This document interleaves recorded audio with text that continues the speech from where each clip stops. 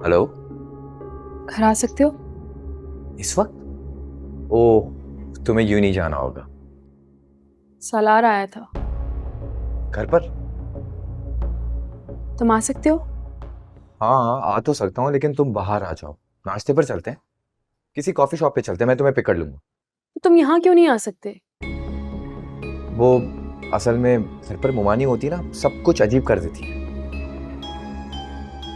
जो उनके सामने ही बात करनी है, तुम प्लीज आ जाओ। अच्छा, ठीक है।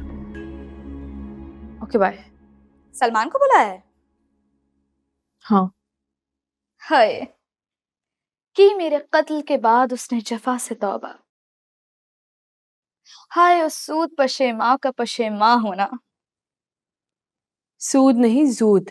चुकाना तो ऐसे ही पड़ रहा है ना, जैसे सूद हो। चुकाते जाओ, लेकिन वो बढ़ता ही जाता है।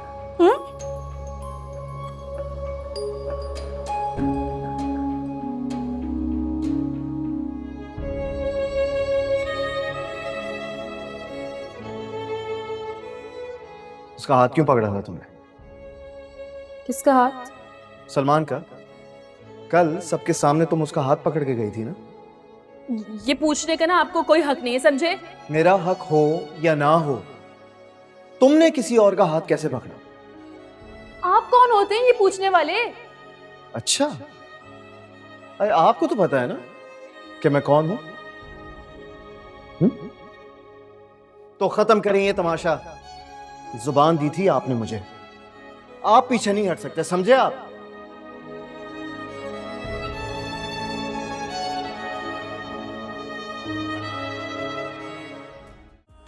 वैसे मिर्जा साहब, मुझे एक बात की नहीं समझ आई। ताहिर ने सालार को बुला लिया और बताना तक गवारा नहीं समझा।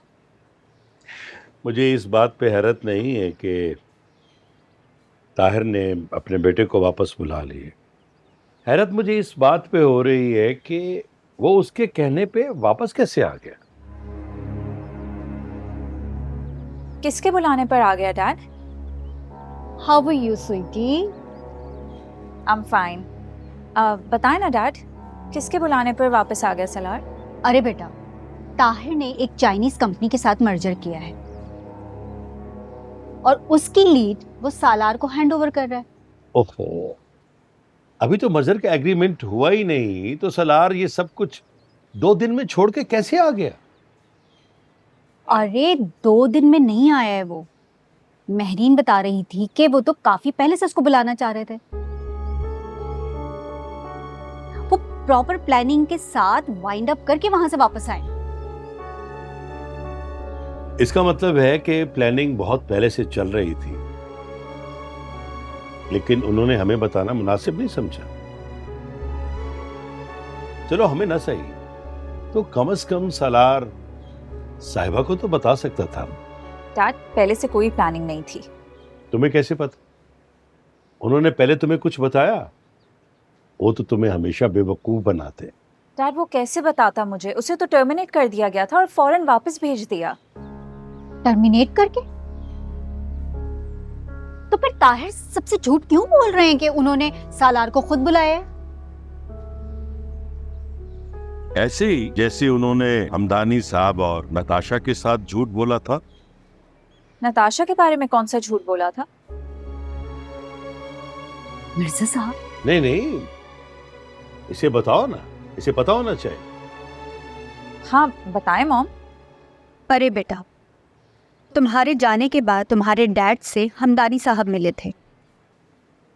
तो बता रहे थे कि नताशा सालार की बर्थडे के बाद से कभी पाकिस्तान आई ही नहीं। व्हाट? यस, और उसकी एंगेजमेंट हुए भी कई महीने हो गए। और वो जो पार्टनरशिप कर रहे थे वो? कौन सी पार्टनरशिप बेटा? हमदानी ताहिर से कोई डील नहीं कर रहा था।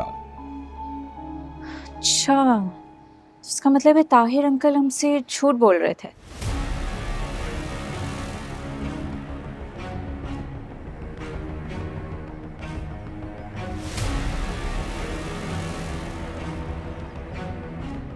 और श्रीजत हमदानी साहब जो है ना, वो अपनी बेटी निताशा की सलाह से शादी करना चाहते हैं, इसीलिए वो हमारे साथ हर कीमत पे पार्टनरशिप करने को तैयार है। और सलार? सलाह के तो माइंड में भी कुछ भी नहीं है, लेकिन ऑफ कोर्स जब दोनों साथ काम करेंगे दिन रात तो अंडरस्टैंडिंग तो हो ही जाएगी।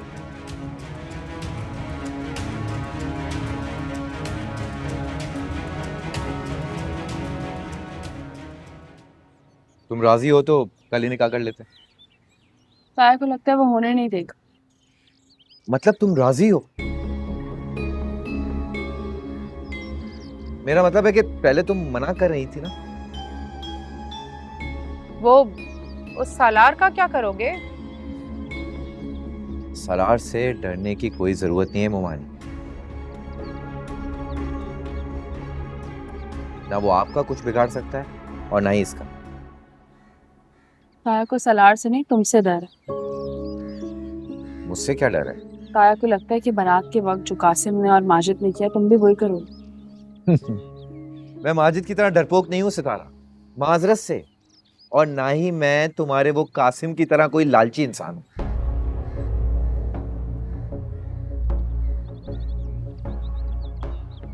मेरा मतलब है मेरी कोई भी सलार के पास कमजोरी नहीं है और मैं खुद अपने आप में एक स्टेब्लिश इंसान हूं। अगर हम तुम पर भरोसा कर लें तो उसके डर से सितारा को छोड़कर तो नहीं भाग जाओगे? आपका तो नहीं, लेकिन ये मुझ पे भरोसा कर और कल की तरह सलार के सामने डट कर कहें ये मुझसे मोहब्बत करती, फिर मैं नहीं भागूंगा।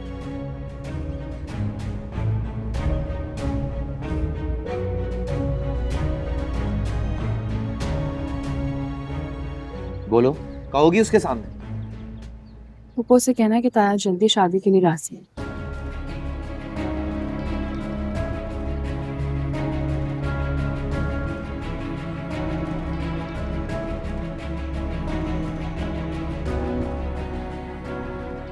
तैयारी कर लें।